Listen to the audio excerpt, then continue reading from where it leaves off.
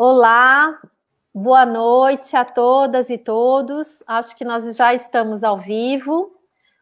Eu estou aqui, meu nome é Paula Ravanelli, né? Sou procuradora do município e pré-candidata a prefeita de Cubatão.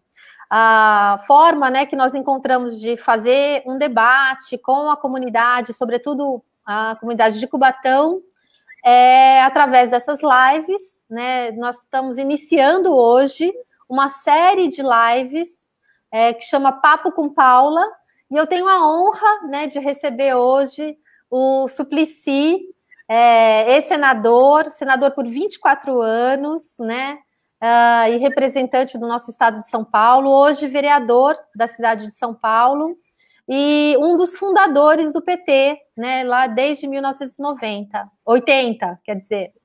E, então é um prazer enorme, eu espero que recebê-lo, Suplicy.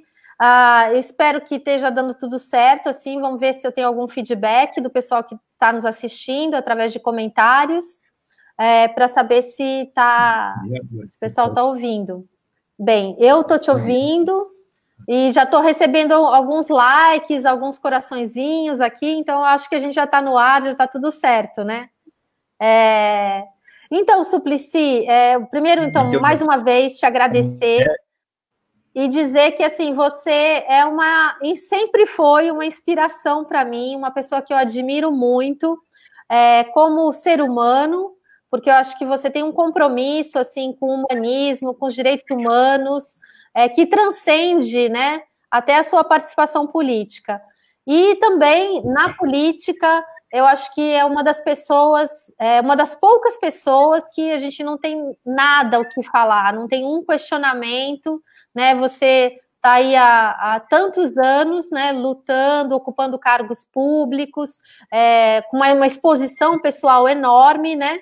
E a gente vê que nunca, não tem nada na sua história que desabone, né, a sua pessoa, a sua conduta ética. E isso é uma inspiração para nós. É muito difícil, nos dias de hoje, a gente ter, né, esse tipo de relação, né, uma pessoa assim, com tanta integridade. Então, é uma inspiração. Eu que estou começando agora, né, minha vida pública, eu espero seguir o seu exemplo, seguir os seus passos, para que a gente possa realmente transformar a vida das pessoas que mais precisam. E eu convidei você aqui hoje, justamente escolhi um tema, que é um tema que é muito caro para você, que é o renda mínima. Eu sei que você está há mais de 30 anos lutando por esse projeto, e eu acho que nunca, né, na história do país, nós tivemos condições tão favoráveis de implementar esse projeto, que já, né, está até sendo implementado de forma provisória, infelizmente, pelo governo federal, através desse auxílio emergencial por 3 meses, podendo ser renovado por mais 3 meses. Mas queria ouvir de você um pouco, né, quais as suas expectativas, né, em relação a esse projeto. Você acha que a gente tem condições de transformar esse projeto, que hoje é emergencial, num projeto permanente para o nosso país?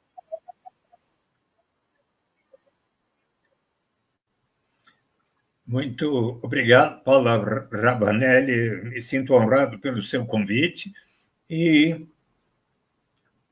quero poder lhe ajudar ao máximo para conquistar a prefeitura de Cubatão, que merece uma pessoa de sua qualidade, uma mulher que advogadora do município de Cubatão, que teve uma experiência de gestão formidável durante os anos dos governos Lula e Dilma Rousseff, e essa experiência que, inclusive, fizeram com que algumas vezes nós nos encontrássemos à conferência sobre regiões metropolitanas, mas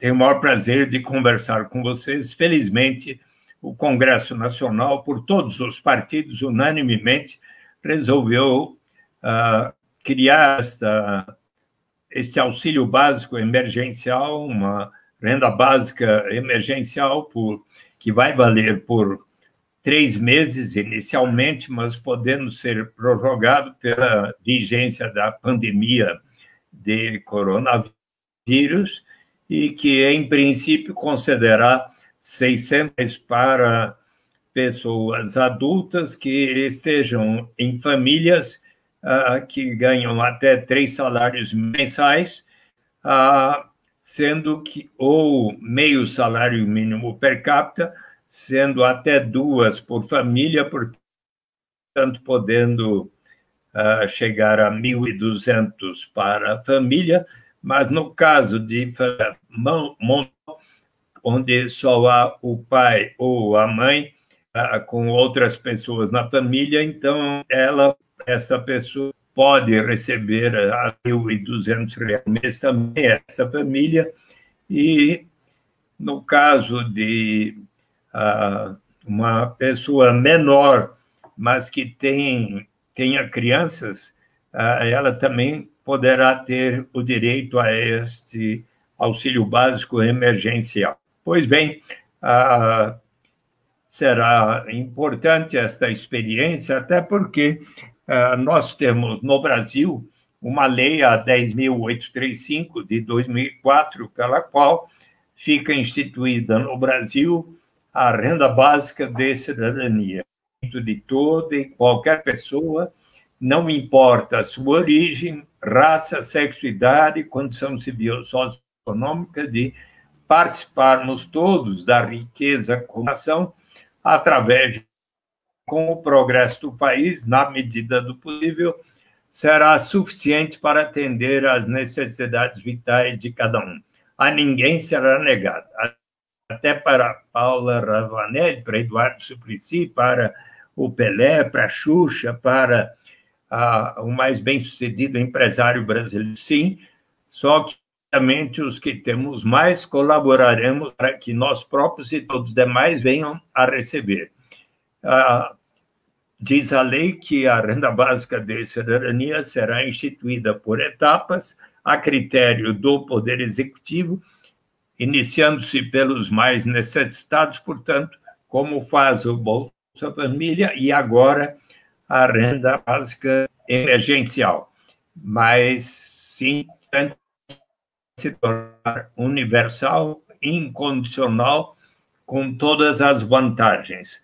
Hoje, o programa Bolsa Família coloca que toda família brasileira, se a sua renda familiar per capita não atinge sequer R$ 78, então ele passa a ter o direito de receber um complemento de renda que começa com R$ 89 para a família, mais 41, 2 vezes 41, 3 vezes 5 vezes 41.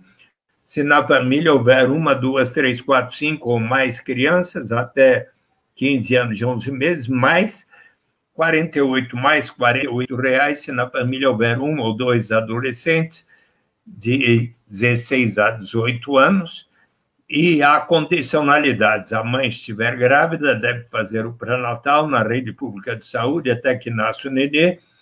Esses 9 meses ela já tem o direito a R$ 41 pela criança. Até a rede pública de saúde de até 6 anos de idade para realizar as respectivas vacinas, de acordo com o calendário do Ministério da Saúde. As crianças de 7 a 15 anos e 11 meses vão frequentar ao menos 85% e 75% das aulas. O programa que complementa o Bolsa Família da seguinte forma: se numa família que esteja dentro desses parâmetros, recebendo o Bolsa Família, se somarmos a renda da família, isto é, do pai, da mãe, de quem mais tiver renda na família, e dividirmos pelo número de pessoas na família, se não se alcançar R$ 89 por pessoa, então o governo federal irá complementar o que falta para garantir R$ 89 por pessoa, o que significa que se todas as famílias e pessoas que estiverem dentro desses parâmetros efetivamente estiverem em beneficiárias hoje no Brasil, o Bolsa Família garante R$ 89 por pessoa. Cabe assinalar que, ainda há cerca de 2 semanas, os economistas do IPEA informaram que caberia agora um ajuste de 29% dos valores citados do Bolsa Família, porque há quase 2 anos que não tem reajuste. Se faz o ajuste. Pois bem, estas são as características do Bolsa Família e do auxílio básico emergencial que ambos descrevemos. E a renda básica de cidadania, que vantagens terá? Primeiro, nós iremos pagar assim, eliminamos qualquer burocracia envolvida em se ter que saber quanto cada um ganha para poder receber a renda básica. É preciso declarar qual o seu rendimento e nem o seu patrimônio acumulado. Eliminamos qualquer estigma ou sentimento de vergonha de uma pessoa precisar dizer: eu recebo tanto, por isso o complemento de renda, e a pessoa está por decidir: vou ou não iniciar essa atividade que vai me render esse tanto. Mas se eu iniciar, receber esse tanto, e aí vem o governo e me retira o que eu estava recebendo naquele programa, eu talvez desisto e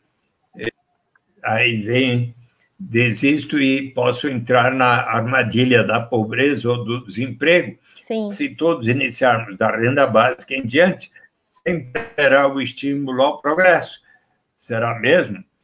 Não vai estimular a ociosidade. O que fazer com aquelas pessoas que têm uma tendência inarredável à vagabundagem? Pensemos um pouco em nós, seres humanos, as mulheres e nós, homens. Todos nós amamos realizar uma série de atividades, mesmo sem remuneração no mercado. As mães, quando estão amamentando seus filhos, qualquer noite da madrugada, nós, pais e mães, quando estamos cuidando da alimentação, do desenvolvimento dessas crianças, com todo amor.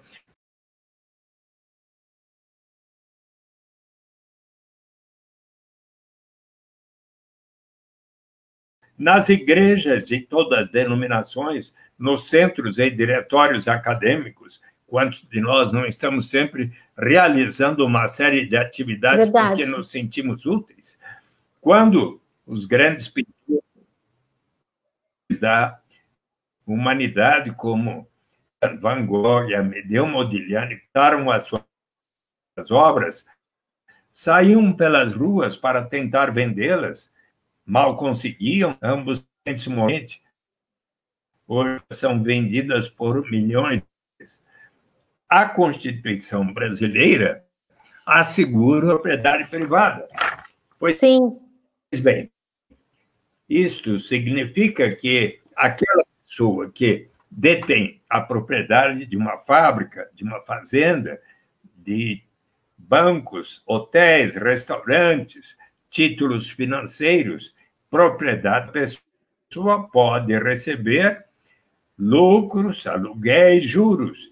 E eu lhes pergunto, por acaso, para uma pessoa receber os rendimentos do capital, juros e aluguéis, ela precisa necessariamente comprovar que esteja trabalhando, que suas crianças e adolescentes estejam indo à escola? Não. Sim. Portanto, se nós asseguramos aos mais ricos o direito de receber tais rendimentos, sem aquelas condicionalidades, por que não vendemos a todos e pobres o direito de todos recebermos pelo menos um pouco da riqueza comum de nosso país, ainda mais quando pensamos em toda a riqueza existente em Cubatão, em São Paulo, na cidade maravilhosa do Rio de Janeiro, na floresta amazônica, em Foz do Iguaçu, no Pantanal Mato Grossense e assim por diante. Então, e quando pensamos em circunstâncias como aquelas durante 300 anos, mais de 4 milhões de pessoas vieram da África para aqui trabalhar como escravos, colaboraram para a riqueza de tantas famílias sem que lhes fosse dada uma remuneração. Verdade. É mais que de bom senso que todos possamos, pelo menos participar comum da nação, não é? É isso mesmo, Suplicy. Uma coisa que me chama muito a atenção...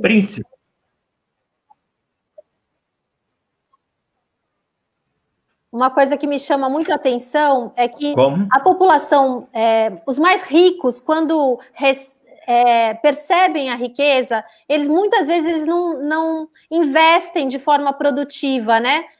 Fazem investimentos na especulação financeira.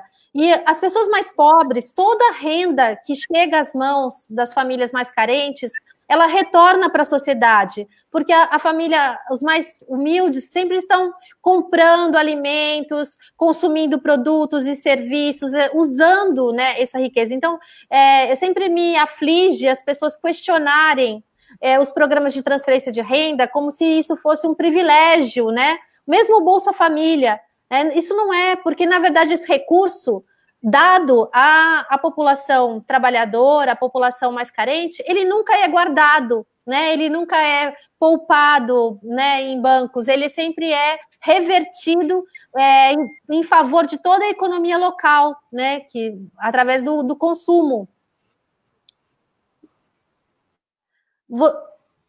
O programa Bolsa Família, instituído em 2003, quando o presidente Lula o Bolsa Escola, alimentação, cartão alimentação, o auxílio gás, no que veio a ser o Bolsa Família, que 6 mil famílias para mais de 14 milhões e 200 mil no governo Dilma, atualmente também está aproximadamente nesse nível, e contribuiu significativamente para diminuir a desigualdade no Brasil, também para diminuir a pobreza extrema no Brasil.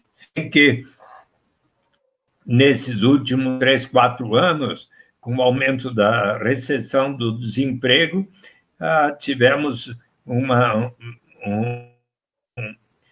menor diminuição da desigualdade, às vezes até um aumento. Mas qual é a principal vantagem da renda básica de cidadania sobre a qual eu ainda não falei? Diga. Paula.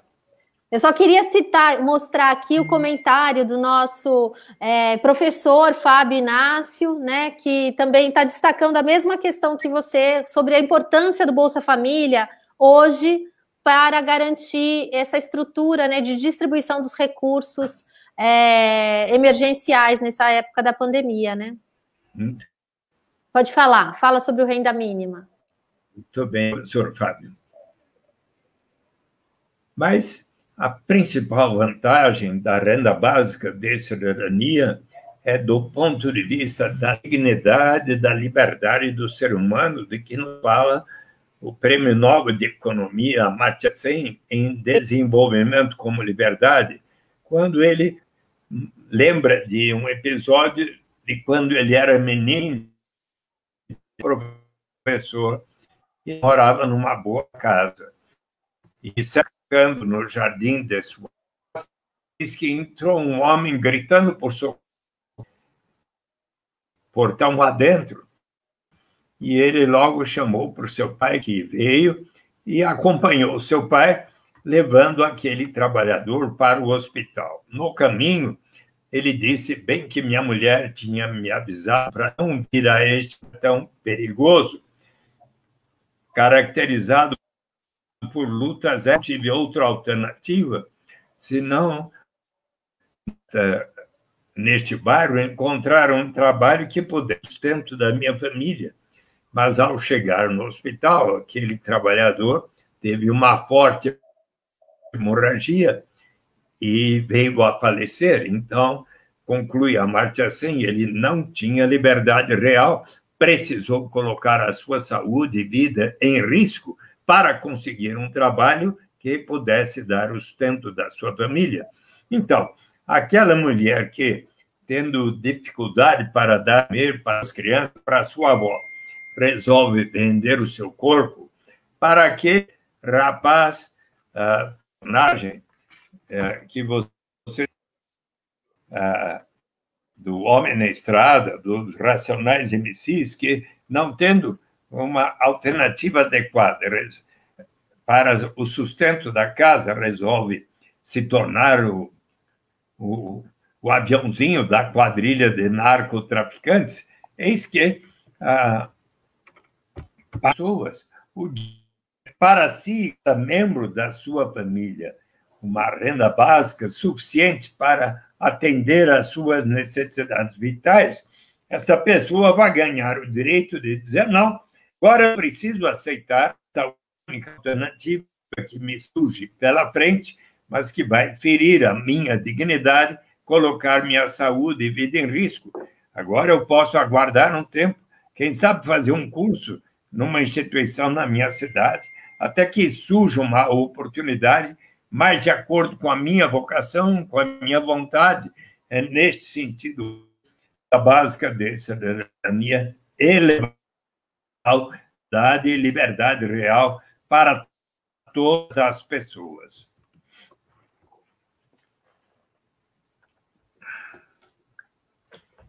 Alô? Oi? Termina.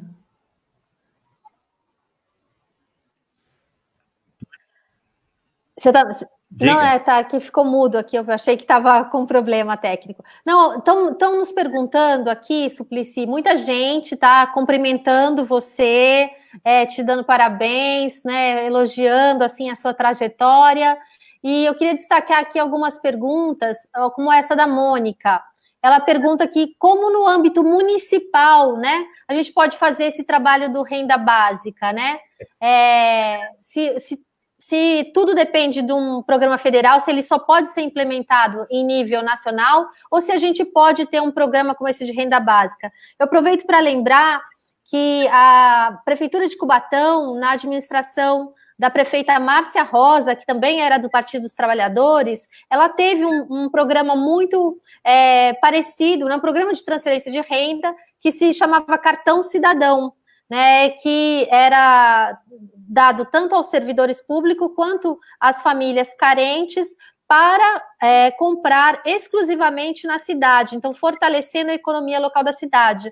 Por meio desse projeto, ela foi, inclusive, muito premiada como prefeita empreendedora pelo Sebrae, né? Então, é uma iniciativa que nós já tivemos em Cubatão e que, infelizmente, não foi continuada pelo atual governo, né, que é do PSDB, e que hoje estaria ajudando muito as famílias que estão passando fome na nossa cidade, viu, Suplicy? A gente está numa situação muito difícil, vivenciando essa quarentena, porque 2/3 da nossa população vive em condições precárias, são trabalhadores informais ou desempregados, então eles dependem, né, do seu trabalho no dia a dia, e o fato de não poderem, né, estar pela necessidade do isolamento social, que a gente apoia, não estão podendo trabalhar. Então, isso teria que vir, essa restrição à atividade econômica tinha que vir acompanhada de um programa de transferência de renda para permitir que a população pudesse ficar em casa, né? E aí, a pergunta é, como é que o município poderia, né, estar desenvolvendo isso, além dessa experiência que a gente conhece lá em Cubatão?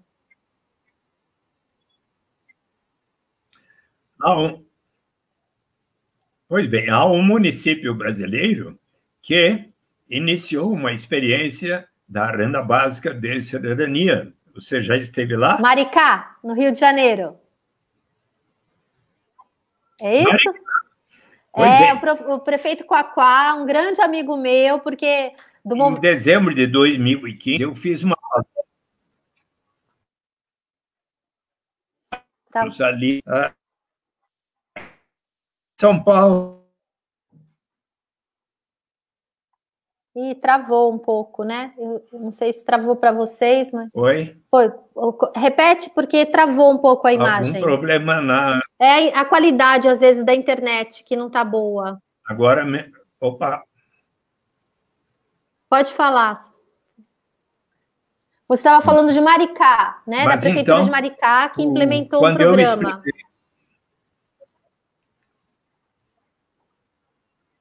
Quando eu expliquei naquela palestra para o prefeito Washington Quaquá, do PT, disse: eu quero aplicar em Maricá. E ele, então, apresentou um projeto de lei para a Câmara Municipal, aprovou, e começou gradualmente 10 mombucas, que é a moeda social equivalente a R$ 1 cada, em 2016, 2017, 20 mombucas.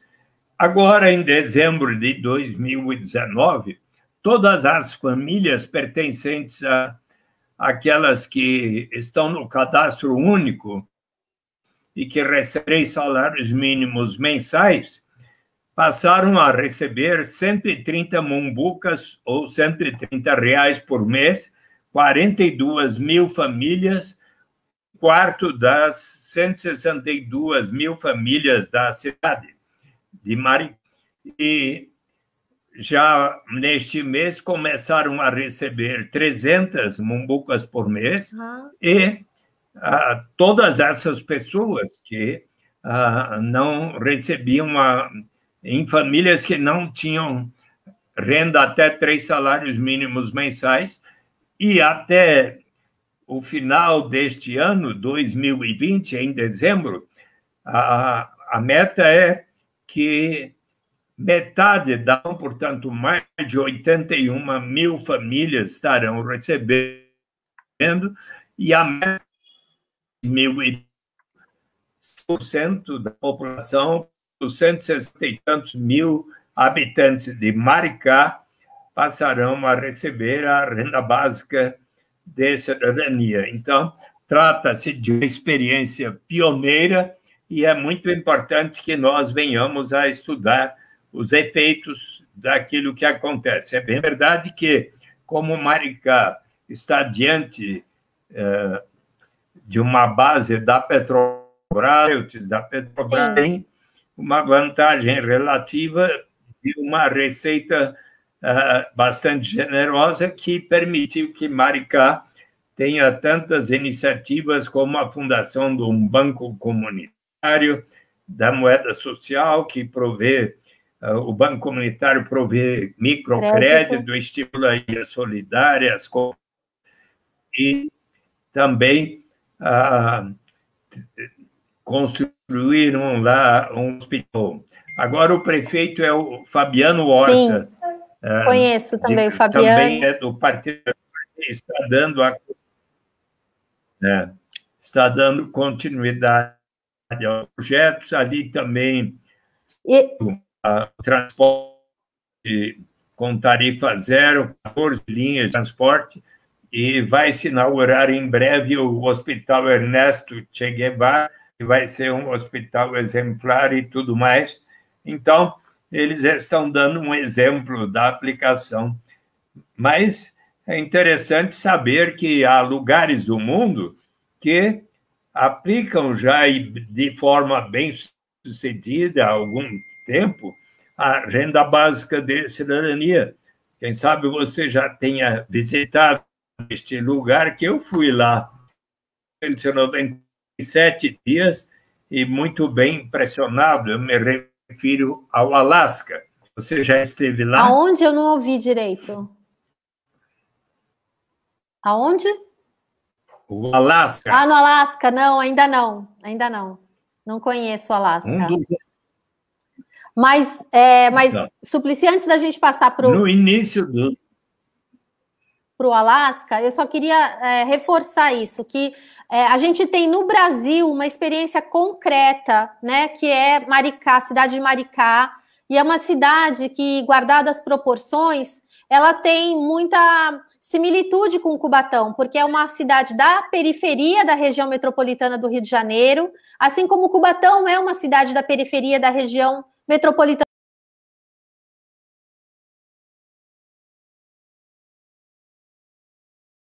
do que Cubatão, mas Cubatão também recebe royalties do petróleo, né? Então, nós poderíamos, eu acho que é uma inspiração, né? E não é uma ideia vaga, é um exemplo concreto do que nós podemos fazer em Cubatão.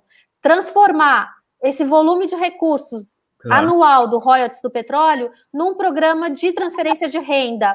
Eles, como você mencionou, lá em Maricá, eles desenvolveram 3 programas. O programa de renda mínima para a família carente, o Mumbuca Futuro, que são para os alunos da escola pública, né? Cada aluno recebe 50 mumbucas por mês, e ao final do ano, 1.200 para uma poupança, ou seja, incentiva o aluno a permanecer na escola, né? Porque ao se formar, ele pode receber esse recurso, né, que está sendo investido para ele numa poupança no banco de moeda social, que é o Mumbuca. E além do Banco da Ação de Microcrédito. Então, são 3 programas que têm a mesma origem, que é a moeda social. Em Cubatão, a gente também tem uma moeda social, mas é uma iniciativa da sociedade civil, ainda muito restrita a um bairro da cidade, né, que é o Mangue. Então, eu acredito que assim, nós deveríamos assim, desenvolver mais esse projeto, incorporar, dar apoio público a esse projeto para chegar nos patamares que Maricá tem hoje de atenção, né, às famílias e aos estudantes da escola pública. Mas conta do Alasca. É um ótimo exemplo. No início dos anos 60, o prefeito de uma pequena vila de pescadores chamada Bristol Bay, como muitas existem no Brasil, observou que saiu de riqueza na forma da pesca, mas boa parte da população continuava pobre. Então ele disse, vamos criar um imposto de 3% sobre o valor da fundo a todos pertencerá. Mas eu sou contra, enorme resistência.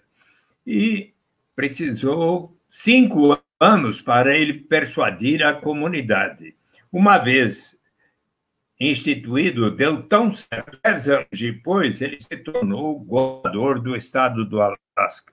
E então, Alasca, no final dos anos 60, tal como nós no Brasil recentemente, na camada pré-sal, lá se descobriu, na Baía de Prudhoe, ao norte do Alasca, enorme reserva petrolífera. Então, disse o governador Jay Hamilton aos seus 1.000 habitantes, hoje 750 mil. Precisamos pensar não apenas na geração presente, mas na vindoura, porque o petróleo, como outros recursos naturais, não é renovável.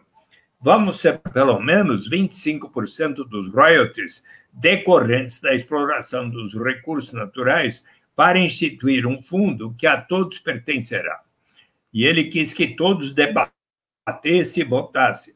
76 mil disseram sim, 38 mil não, 2-1 venceu a proposta, e então aqueles recursos, 25% dos royalties, por algum tempo 50%, passaram a ser investidos no Fundo Permanente do Alasca em US Bonds, títulos de renda fixa, ações de empresas do Alasca, contribuindo para diversificar a sua economia, dos Estados Unidos, internacionais, inclusive 200 e tantas ações de empresas brasileiras, como Petrobras, Itaú, Bradesco, Banco do Brasil, podem verificar.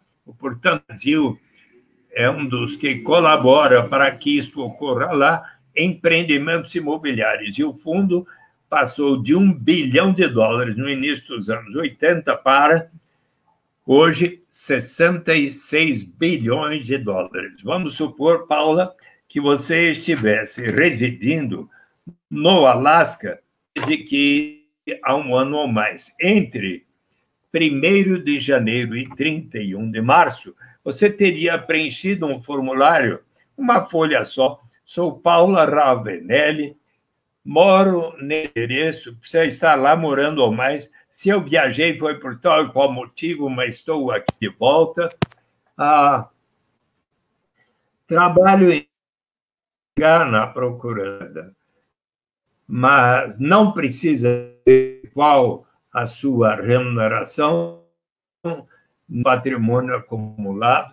Você responde aqui na sua casa, até 18 anos, por elas recebe, poucas perguntas adicionais, 2 pessoas que lhe conhecem, essa declaração é verdadeira. Se assim tivesse procedido, ao final de setembro, começo de outubro, por transferência eletrônica na sua conta bancária, ou se preferiu, por cheque enviado à sua residência, se lá estivesse, teria recebido nos primeiros anos 300, depois 400, 500 e pouco.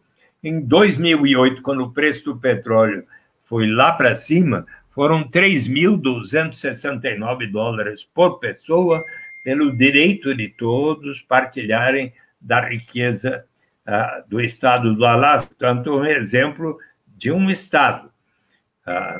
E qual foi a consequência?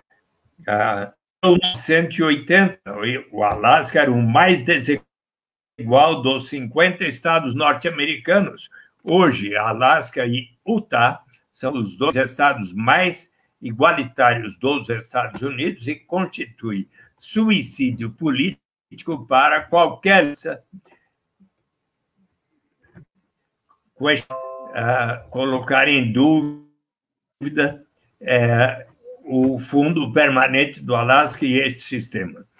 Se você quiser ver o exemplo de outro município, Macau, ex-colônia portuguesa, que quando Mao Tse-tung venceu e formou a República Popular China, China absorveu de todas as colônias europeias, salvo Hong Kong, que ficou um tempo da República do Reino Unido, e Macau, ainda de Portugal, até que em 1999 a República Popular da China fez um acordo com Portugal, pela qual Macau passou a República Popular da China, todavia com uma legislação autônoma.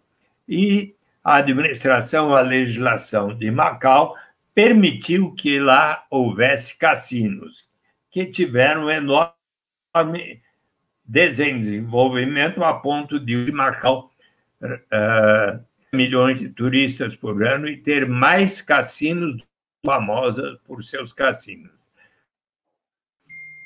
E em 2006 aconteceu uma forte tensão social e que fez com que o governo então resolvesse separar 100% da receita municipal dos cassinos, hotéis, serviços, comércio, para um fundo que passou a pagar um Wealth Partaking Scheme, um esquema de participação na riqueza, pela qual os 700 mil residentes permanentes de Macau, desde 2008, passaram a receber primeiro 4 mil, 5 mil, no ano passado, 10 mil patacas, ou seja, algo como 1.222 dólares por mês. Pai, mãe, 3 crianças, mais de 6 mil dólares por ano. Ou seja, são outros... mais de 500. É um exemplo bem concreto, né? Eu estive lá em 2016, conversei com muitas pessoas e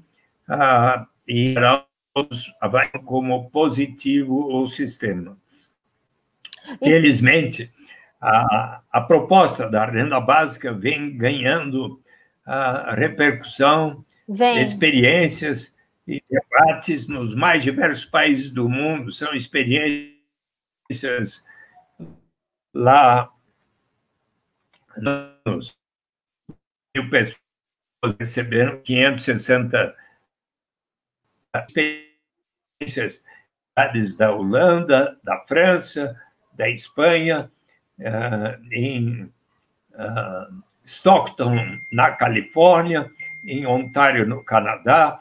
Eu fui, no ano passado, visitar o Quênia e conheci ali uma experiência notável que foi proporcionada pela instituição Give Directly, formada por 4 formandos das universidades de Harvard e do MIT, e lá eles formaram um fundo de 30 milhões de dólares que proporcionou rurais o pagamento de $22 por mês para todos os adultos de 18 anos ou mais, $22 por mês, parecido com os R$89 per capita do Bolsa Família no Brasil, mas lá tem um poder aquisitivo maior. E eu lá, visitando com a Mônica Dallari, nós perguntamos às pessoas, por causa da renda básica que vocês passaram a receber há 1 ano e meio, vocês trabalhando mais ou menos, estamos trabalhando mais, compramos diversos instrumentos de trabalho, aumentou a nossa produção. A primeira prioridade que vocês estão dando para as nossas crianças e adolescentes para a educação. E uma das repercussões mais positivas que observamos, Paula, do ponto de vista das mulheres. Sim. Os 8 anos ou mais recebe o pai e a mãe, e então se reúnem para debater, discutir o que vai ser gasto naquele mês. Então, o que observamos é que o grau de solidariedade e também de independência da mulher, maior autonomia, sabe que na África, no Quênia, nessas regiões mais pobres, houve uma diminuição no índice de violência contra a mulher de 50%. Então, temos aí mais um efeito positivo da renda básica. Perfeito. Suplicy, deixa eu destacar aqui algumas pessoas também que estão querendo participar da live. Quero agradecer a audiência aqui da ex-prefeita Márcia Rosa, que nós já falamos sobre ela, uma prefeita premiada diversas vezes pelo programa do Cartão Empreendedor, né, que é um programa de transferência de renda. Ela está te parabenizando aqui. Também falando... E eu estive aí, Você esteve aqui durante a gestão dela, né? Tive o maior prazer de ir aí, a Márcia Rosa e da Câmara Municipal, tivemos diálogo sobre esse tema, foi muito bom. Uma coisa que a gente precisa E espero ir de novo quando você estiver lá. Eu também, Suplicy, eu espero também. Aqui também destacar a participação do Serafim, também, meu colega, servidor público também da Prefeitura, que destaca a importância, né, desse programa após pandemia, não só para esse momento emergencial, mas a gente tem que ter a consciência de que nós vamos viver ainda momentos difíceis, mesmo depois de passado, né, esse momento da quarentena, que é a retomada dos investimentos. E esses programas de transferência, então, são essenciais, são fundamentais para fazer o aquecimento da economia local. Eu acho uma coisa que as pessoas muito criticam do projeto de renda universal mas vai dar dinheiro para o rico.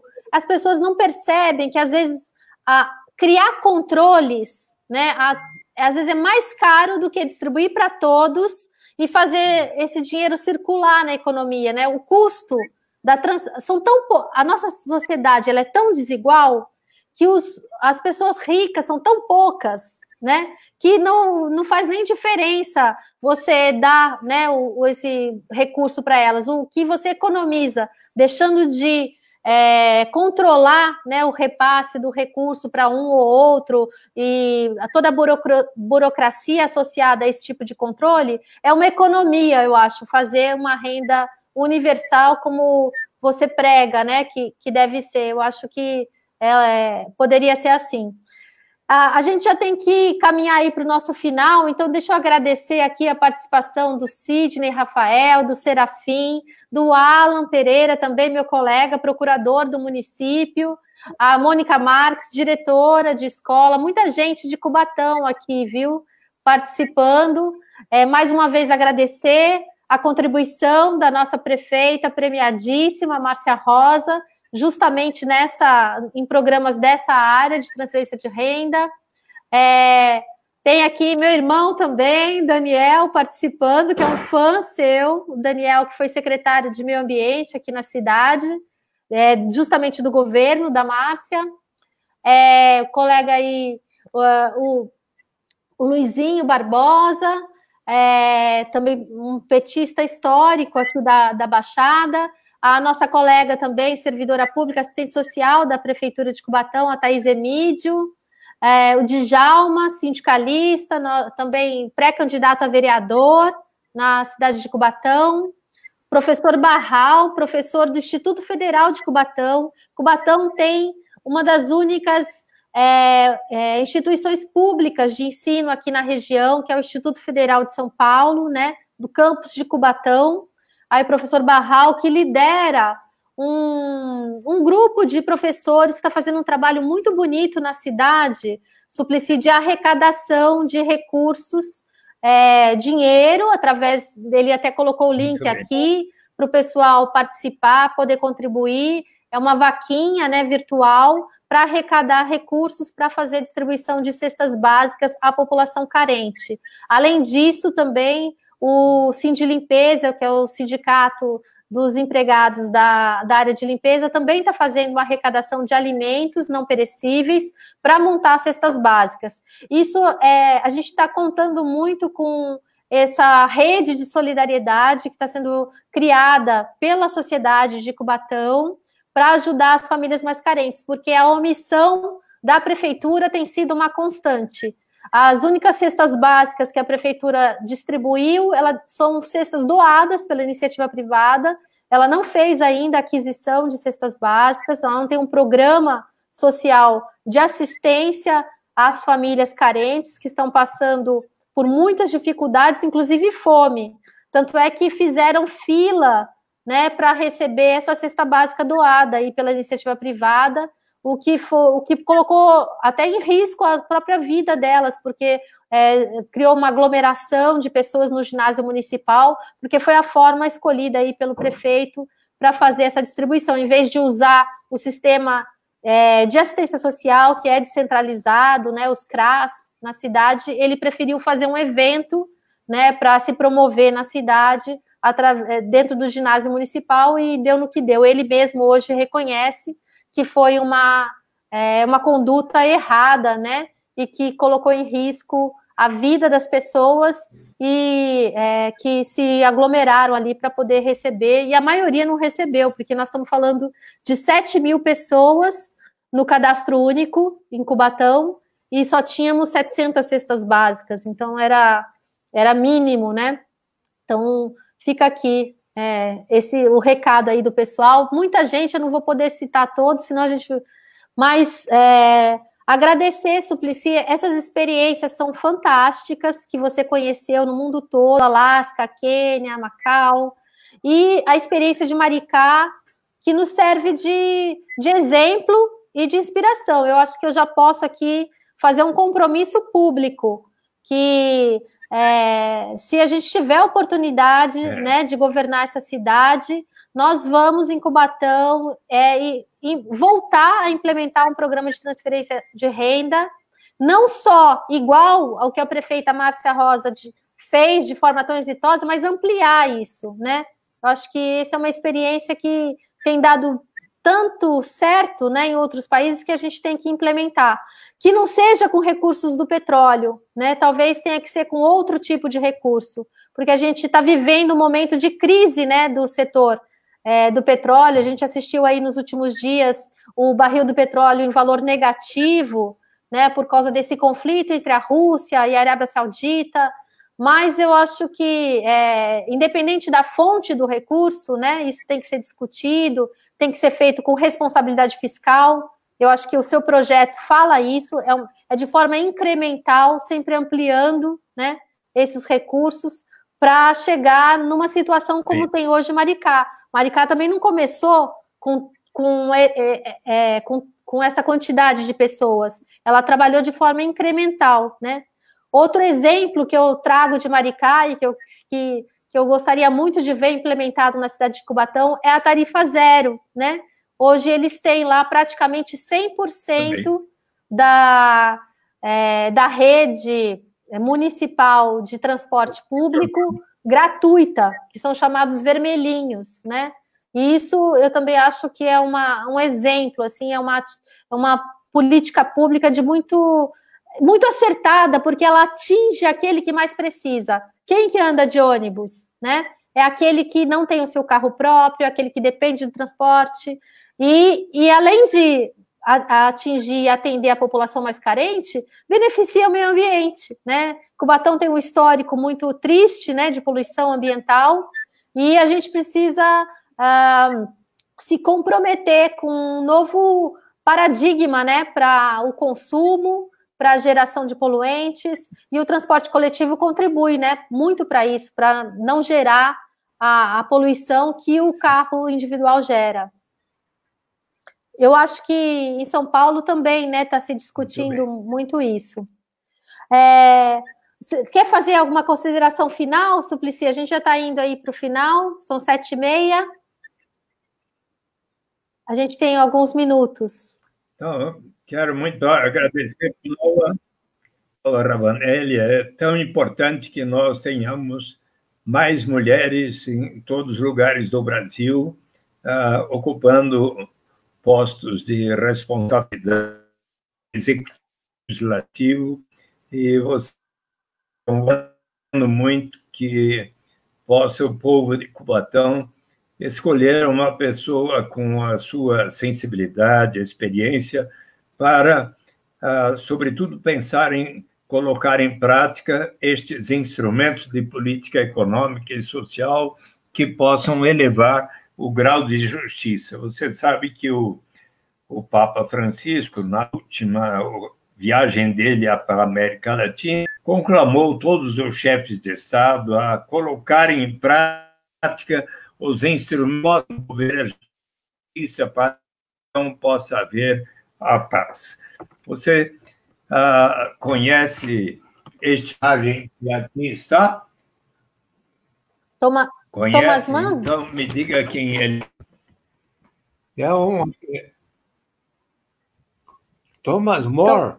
E você conhece? Ora, e quem é Thomas More? Foi o autor de Utopia. Isso. Aquele livro tão gostoso de ler.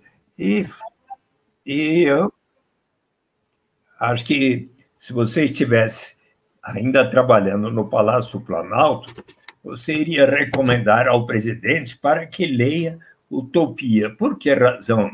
Porque em Utopia, publicada no início do século XVI, Thomas More, que foi canonizado santo pela Igreja Católica em 1935, que no ano 2000 foi proclamado pelo Papa João Paulo II, o grande patrono dos políticos e dos governantes.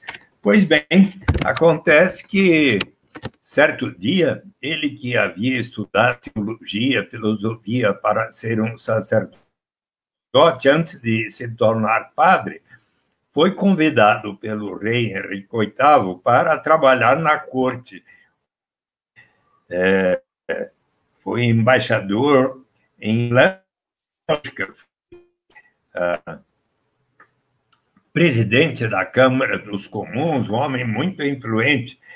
Mas um dia o rei Henrique VIII, que, como ele era católico, o convidou para, disse, escreva para mim uma justificativa para eu me casar outra vez, porque minha mulher não me dá herdeiros. Eu não é o que eu vou fazer isso. Se você já foi a Londres, visitou o parlamento lá, quando você chega no parlamento, olha assim à esquerda, tem assim à esquerda uma nave, como se fosse uma catedral sem bancos. No meio tem um círculo. Aqui foi julgado e condenado Thomas More, e daí degolado por causa dessa negativa dele, não é? Pois bem, tem um filme muito bonito que se chama O Homem que Não Vendeu a Sua Alma. Eu recomendo recomendo a todos.